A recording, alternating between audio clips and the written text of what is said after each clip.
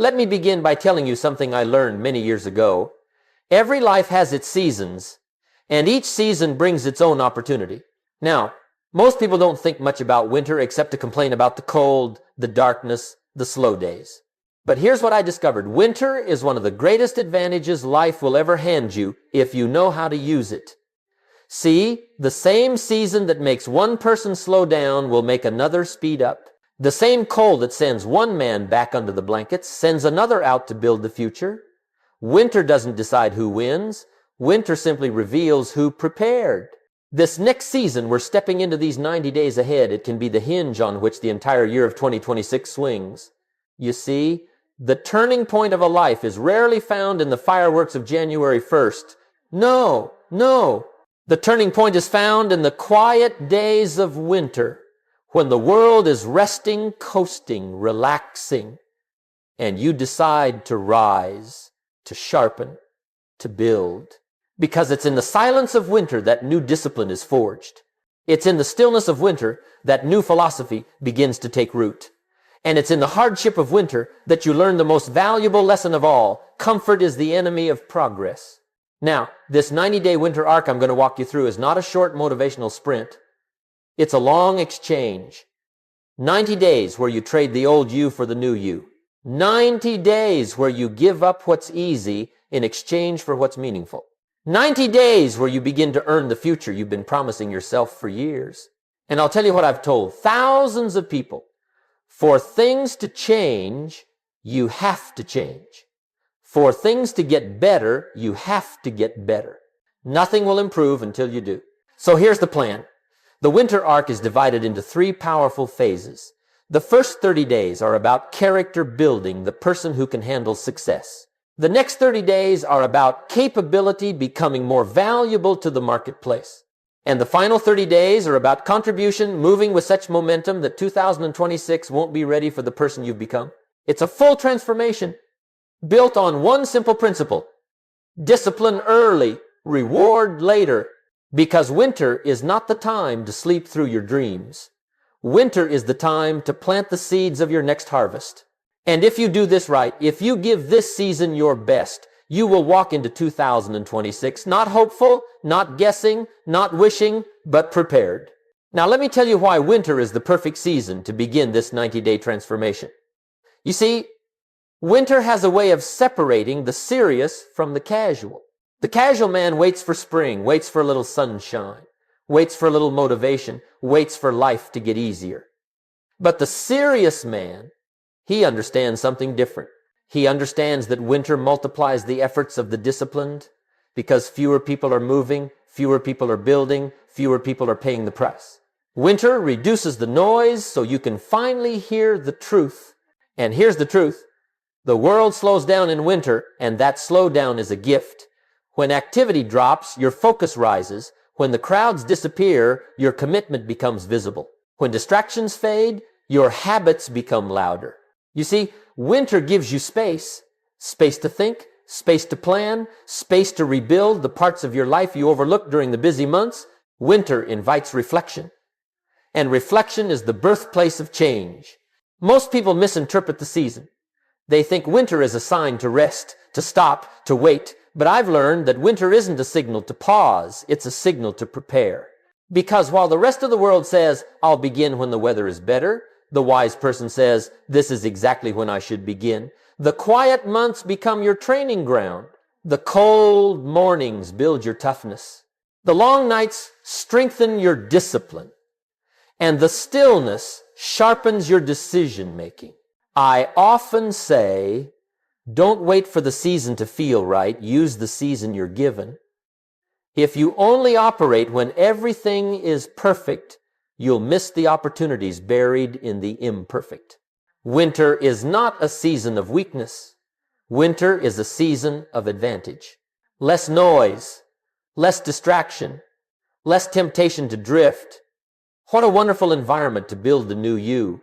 So as we step into this winter arc, keep one idea close. Winter doesn't stop the prepared. Winter equips the prepared. It's the perfect climate for reinvention, for resetting your philosophy, for laying down the first stones of a new foundation. And once that foundation is set, the rest of the year becomes easier, not by chance, but by design. Now that we understand the power of the season, we can move into the first stage of your transformation, the part where we begin shaping the person who will carry these new results. Because before the year changes, the person must change. Now, let's talk about the first 30 days of this winter arc, the character arc. And let me tell you, this is where the real work begins. Because before you change your income, your habits, your environment, even your opportunities, you must change you. Not the world, not your boss, not your circumstances, you. Jim Rohn taught it everywhere he went. Success is something you attract by the person you become. And if that's true, and it is, then the first month of this journey isn't about chasing results. It's about shaping the kind of person who naturally produces them. You see, character is the root system of your life. Most people want the fruit, but they ignore the roots. They want the reward without the refinement, the harvest without the planting, the breakthroughs without the discipline. But life doesn't operate on shortcuts. Life operates on laws. And one of the great laws is this: you cannot rise above the strength of your own character. If your habits are weak, your results will be temporary. If your self-discipline is inconsistent, your confidence will always be fragile. If your philosophy is outdated, your opportunities will pass you by. That's why the first 30 days are non-negotiable. They are about rebuilding you from the inside out. So what do we do in these first 30 days? We start with a daily ritual of discipline, small, simple, but powerful. 15 minutes every morning to tune the mind. 10 pages of reading to stretch the thinking. A brief journal entry to keep you honest. A review of your goals to remind you what matters. And one personal improvement commitment every single day. Not a giant leap, just one small refinement. Why?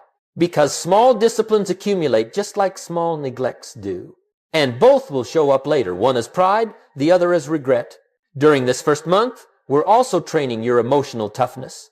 Doing one thing every day that you don't want to do, confronting the inner voice that negotiates your dreams away. Practicing the uncomfortable art of delayed gratification. Because character's not built in ease, it's built in resistance. Every act of discipline strengthens your identity. Every promise kept builds trust with yourself. And trust, my friend, is the foundation of all personal confidence. Another part of this 30-day reset is reshaping your personal philosophy.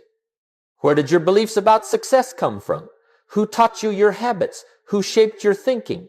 And more importantly, are those ideas still serving you today? You'd be amazed how many people are trying to build a modern life with ancient thinking. In the character arc, we challenge the old patterns, we question the assumptions, we replace outdated beliefs with principles that actually match your future. And let's not forget the emotional habits, complaining, comparing, drifting. These three thieves steal more potential than failure ever has. For 30 days, we silence them because your character can't grow in a mind full of noise, negativity, and doubt. Now, don't expect the first month to feel easy. It won't. But don't expect it to feel impossible either. The goal here isn't perfection. The goal is momentum, one day at a time, one discipline at a time, one improvement at a time, and slowly, quietly, steadily, you become the kind of person capable of handling the success you've been dreaming about. As Jim Rohn said, the greatest form of discipline is to do what you know you should do, when you should do it, whether you feel like it or not. These first 30 days are your chance to practice exactly that. Build the foundation. Build the roots. Build the version of you that will carry the rest of this journey with strength and certainty. And once that foundation is in place, we can step into the next phase where character meets capability. Now that we've built the foundation of character in the first 30 days, let's talk about something absolutely essential, the discipline protocol. And let me tell you up front, the day you feel motivated is not the day that defines you. It's the day you don't feel motivated. Because anybody can act when they feel like acting. But success belongs to the man who can act when he doesn't feel like it.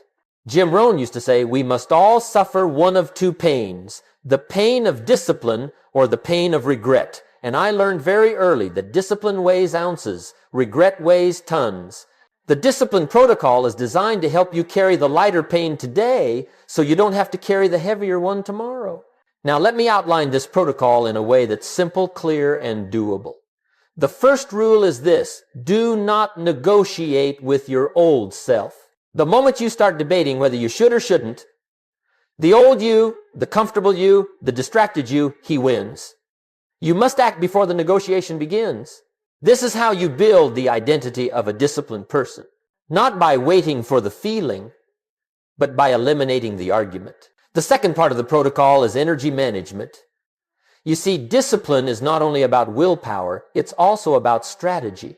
If you wait until the end of the day to do the hard things, chances are you'll be out of energy, out of courage, out of strength. So the discipline protocol asks you to do your most important task early. Pay the price early. Make the down payment on your future early.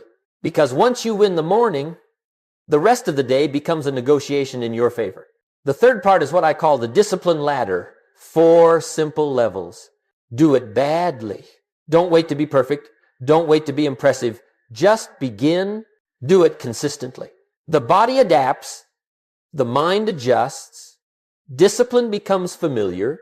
Do it well. Skill returns. Efficiency increases. Resistance weakens. Do it naturally. What once felt like a burden now becomes your baseline. You climb this ladder not by giant leaps, but by daily repetitions.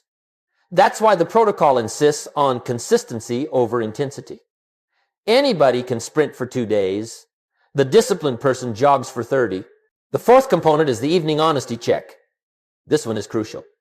Every night, ask yourself 3 questions. What did I produce today? What did I postpone today? What did I tolerate today? Honesty is the scoreboard of discipline. If you can't be honest with yourself about your day, you won't transform your life in 90 days. Keep the promises you make in the morning and evaluate the truth in the evening. The fifth and final part is emotional discipline. And let me warn you, this might be the hardest discipline of them all. Because the real enemy isn't laziness. It's the emotion that whispers, not today.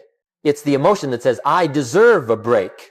It's the emotion that says, I can catch up tomorrow. But discipline is the ability to act independent of mood.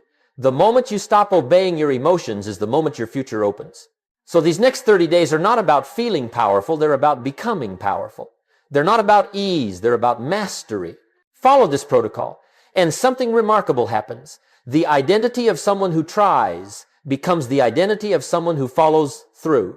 And once you master the discipline protocol, you are ready for the next phase of the winter arc, the building of capability, the increasing of your value, the strengthening of your skills. Now let's enter the second phase of the winter arc, the capability arc. The first 30 days were about character, the internal foundation. But character alone isn't enough. If your character is strong, but your skills are weak, life will still be hard. If your habits are solid, but your value is low, your opportunities will still be limited. So the next 30 days are dedicated to increasing your capability because your life expands only as your value expands. Jim Rohn said it clearly. Don't wish it were easier, wish you were better. And once you understand that idea, everything changes. Because most people pray for luck, hope for shortcuts, wait for opportunity, but the marketplace isn't generous. The marketplace is fair. It pays the capable. It rewards the valuable. It recognizes the skilled. You don't get paid for your time. You get paid for the value you bring to that time. So what do we do in these 30 days? We upgrade your value. Let's begin with skill acquisition. Not random talent, but intentional capability. Communication, because the world belongs to those who can articulate ideas. Leadership, because influence is the gateway to opportunity. Creativity, because problems yield to those who can see beyond the obvious. And physical capability, because your health is the fuel for your ambition. Every skill you add multiplies your earning power. Every improvement expands the negotiation you have with life. Next, we must talk about learning versus consuming. A lot of people today consume information like tourists taking pictures but not building anything. They listen, they watch, they scroll, but they never apply. And that's why their life doesn't change. See, learning is acquisition. Consuming is entertainment. Real learning shows up in behavior, not memory. So these 30 days require applied learning notes turned into plans, plans turned into action, action turned into capability. Another part of the capability arc is understanding the marketplace equation. The marketplace doesn't care about your intentions, it cares about your contribution. It doesn't ask how long did you try. It asks, what can you do? The more you can do, the more life will offer you. And the beautiful part is this, capability is earned, not inherited. You can grow it, you can build it, you can multiply it if you're willing to practice. Once each week, I want you to run what I call a value increase experiment. For 7 days at a time, pick one area of your life, your communication, your discipline, your reliability, your speed, your kindness, your creativity, and improve it on purpose. Not occasionally, but deliberately. Increase your value by 10% in one domain every week. After 4 or 5 weeks of this practice, you'll notice something extraordinary. People respond differently. Opportunities shift. Your confidence rises. Not because life changed, but because you changed. And finally, let me give you Rohn's version of the 5-hour rule. Spend one focused hour each day upgrading your skills, reading, practicing, studying, refining. 1 hour. Because an hour a day separates the curious from the competent and the competent from the exceptional. So these middle 30 days are about increasing your capability until you become someone the world cannot ignore, someone whose skills earn trust, someone whose reliability opens doors, someone whose value demands opportunity. And once you raise your capability, you're ready for the final phase, the contribution arc, where your momentum becomes unstoppable. Now we move into the final phase of the winter arc, the last 30 days. And let me tell you, this is where everything begins to accelerate. The first 30 days built your character. The second 30 days increased your capability. But these last 30 days are about something even more powerful, contribution. Because once you strengthen who you are and refine what you can do, the natural next step is to bring it outward to your work, your relationships, your community, and your future. Jim Rohn always said, the bigger the gift you give the world, the bigger the gift it gives you back. And that's the whole purpose of this final stage. You've planted the seeds. You've tended the roots. Now it's time to move from personal growth to personal influence, from building yourself to building your future. The first focus of these last 30 days is momentum. Momentum is a miraculous force. Once it starts working for you, it makes every effort easier. But momentum only comes to those who have practiced discipline long enough to earn it. And after 60 days of daily habits, routines, refinements, and repetitions, you're finally ready for the power of accumulated consistency. In this arc, consistency becomes identity. Identity becomes confidence. And confidence becomes action. Next, we shift your energy toward meaningful output. Contribution is not just about charity, it's about creation. These 30 days ask you to produce something, a project, a plan, a body of work, a physical transformation, a financial foundation, a new opportunity, a revived relationship, something you can look at and say, that exists because I showed up. The world respects producers, not just learners. This is your moment to produce. We also begin strengthening your reputation. And don't misunderstand, your reputation is not what people say about you, it's what people can count on you to do. In these final 30 days, you become that person. The one who is reliable, the one who finishes, the one who keeps his word, the one who gets things done. Because reputation is quiet, but it's powerful. It opens doors long before you arrive. Another important part of this last arc is writing your future you contract. 30 days before this journey ends, I want you to write a document, not a wish list, not a fantasy, but a contract between who you are today and who you intend to be in 2026. A contract signed by your discipline, not by your feelings. A contract you live into, not just read. Put in writing the standards you choose to uphold, the habits you refuse to break, the future you promise to build. When you sign it, you shift from motivation to commitment. And then finally, these last 30 days are about becoming a person others can depend on. Because here's the truth. You cannot build a remarkable life without becoming a remarkable person. People follow steadiness. People trust consistency. People respect someone whose character has been tested and strengthened. When you become the person others can count on, life begins counting on you in return with opportunities, responsibilities, relationships, and rewards. So this final contribution arc is the moment your new identity meets the world. The moment you step into 2026, not hoping it will be better, but ensuring you will be better. The moment you let the work of the last 60 days begin to pay dividends. And the moment you understand momentum is not luck, success is not magic, transformation is not accidental, it is earned. And you are earning it day by day, step by step, habit by habit. Now that the contribution arc is laid out, it's time to talk about something most people never consider, the actual price of transformation. Now let's talk about something absolutely essential, the price. Because no matter how inspired you feel, no matter how motivated you are, no matter how powerful this winter arc becomes for you, transformation still demands a payment. It always has, and it always will. Jim Rohn taught one principle more than almost anything else. You can't get something for nothing. Everything has a cost. Everything. And if that's true, and it is, then the question isn't, is there a price? The question is, are you willing to pay it? Over these 90 days, you've already begun to understand that growth comes with its own invoice. There's the price of time, giving up an hour of comfort for an hour of progress. There's the price of discipline, doing the thing you don't want to do in order to create the future you do want. There's the price of fatigue, pushing through when the body whispers tomorrow. And there's the price of sacrifice, letting go of old habits, old excuses, old versions of yourself. But here's the most important distinction. Don't measure the cost, measure the value. The value is always greater than the cost. Always. The price of discipline is temporary. The value it creates is permanent. The price of discomfort is momentary. The confidence it produces is lifelong. The price of sacrifice feels heavy at first, but the freedom it unlocks feels light forever.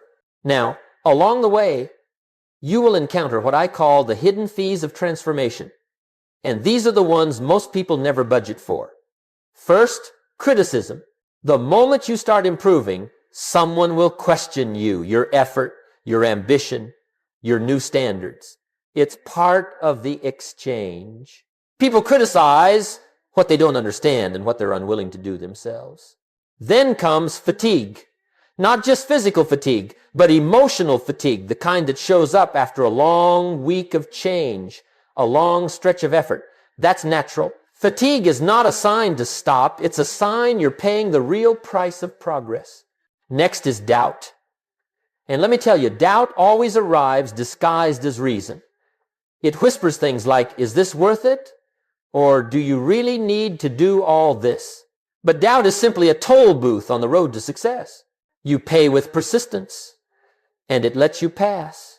Then there are setbacks, life's unexpected charges, the obstacles nobody warned you about, the delays you didn't plan for, the frustrations that appear out of nowhere. But remember, setbacks are part of the bill, not a penalty, just part of the price. Jim Rohn said it best, don't wish for less problems, wish for more skills. And that's exactly what this winter arc has been preparing you for. To become the kind of person who can handle the price without breaking, without quitting, without collapsing into excuses. So understand this clearly. The price of transformation is not punishment. The price is simply the doorway. Pay it, and the door opens. Refuse it, and the door stays shut no matter how badly you want what's on the other side. But the beautiful part is this. Once the price is paid, even once, the world begins to recognize the new you. Momentum grows. Confidence rises. Opportunities appear. Because life responds not to wishes, but to investment. Not to dreams, but to discipline. Not to intentions, but to exchange. And that brings us to what everyone loves to hear, the rewards that follow those who pay the price. Now let's talk about the part everyone loves, the reward. But let me caution you, the true reward of this winter arc isn't what you get, it's who you become. Jim Rohn said it beautifully. The real value of becoming wealthy isn't the money. The real value is the skills, the discipline, the character you develop along the way. And he was right. Because long before life rewards you with results, it rewards you with identity. After 90 days of character, capability, and contribution, something remarkable begins to happen. You start walking differently, not with arrogance, but with assurance. You start thinking differently, not in limitation, but in possibility. You start speaking differently, not with doubt, but with clarity. And you start expecting differently, not miracles, but returns on your own discipline. The first reward is confidence. Not the loud kind that tries to impress people, but the quiet kind that allows you to trust yourself. Confidence comes from promises kept. When you say, I will, and you follow through, a new kind of strength is born. And that strength stays with you long after the 90 days are over. The second reward is momentum. Momentum is one of life's greatest gifts. It makes hard things easier. It multiplies your effort. It lifts your standards without effort. Momentum isn't given, it's earned through consistency. And once it's working for you, every part of your life improves at a faster rate. The third reward is opportunity. Not because luck suddenly appears, but because your new capability places you where luck tends to show up. Opportunity comes to those who prepare. And after 90 days of investment, you've prepared yourself in a way most people never do. The fourth reward is respect, self-respect first, and the respect of others second. People begin to trust you because you've become trustworthy. People begin to rely on you because you've become reliable. People begin to seek you out because you've become valuable.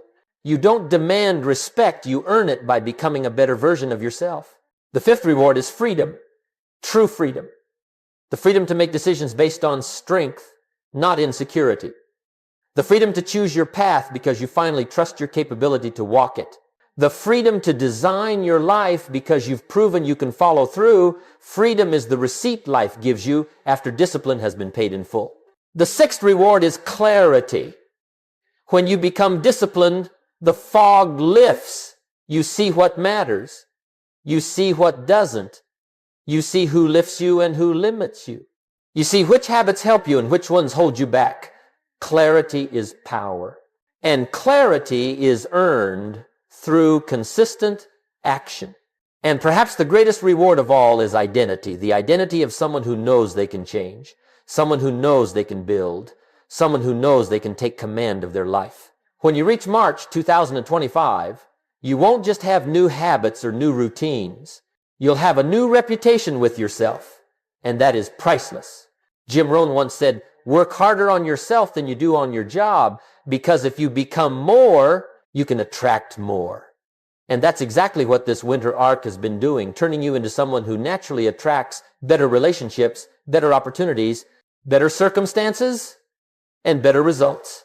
By the end of these 90 days, you will see that transformation isn't magic, it's math. Small disciplines added up over time create a life you once thought was out of reach. And you'll realize that the reward wasn't the finish line. The reward was the person who crossed it. Now that we've seen the rewards, it's time to close out this journey with one final message, one that sets the tone for the entire year ahead. Now, as we come to the end of this winter arc journey, let me leave you with one final message, perhaps the most important message of all. Start now. Not tomorrow, not next week, not when life slows down or when conditions improve. Start now. Because the greatest tragedy is not a life without opportunity. The greatest tragedy is a life filled with opportunity that you never take. Jim Rohn used to say, what's easy to do is also easy not to do. And that's the truth of transformation. Reading 10 pages is easy. Skipping them is easy. Waking up early is easy. Pressing snooze is easy. Doing your rituals is easy. Postponing them is easy. The difference isn't in the action, it's in the decision. And the decision is always yours. These next 90 days can become the turning point of your entire year, even your entire life. The winter arc is not a trend, not a challenge, not a momentary burst of motivation. It is a design, a plan, a deliberate act of personal leadership. It's your way of saying, I will not wait for circumstances. I will not wait for inspiration. I will not wait for permission. I begin now. And if you begin now, if you commit to the character arc, the capability arc, the contribution arc, something extraordinary will happen. You will discover that life responds to the disciplined. Life opens doors for the prepared. Life rewards the consistent. Not all at once, not overnight, but surely, steadily, inevitably. Think about it. 90 days from now, you can be stronger, wiser, more skilled, more confident, and more valuable. Or 90 days from now, you can be exactly where you are today. Same habits, same doubts, same results. One decision makes the difference. The seasons will change with or without you. Winter will come and winter will go. But the real question is, will you change with the seasons, or will you wait for another year to pass you by? You have a window right now, a rare window. While the world slows down, you can speed up. While others rest, you can rise. While others delay, you can begin. And when the rest of the world wakes up in spring, you'll already have a 90-day advantage. So here's my final encouragement. Don't wait for the perfect moment. Make this the moment. Choose discipline over regret. Choose progress over comfort. Choose to begin inside the season most people overlook, because this winter can be the one that rewrites the rest of your story. Start the winter arc, pay the price, reap the reward, and let 2026 find you not hoping for a better year, but prepared to create one.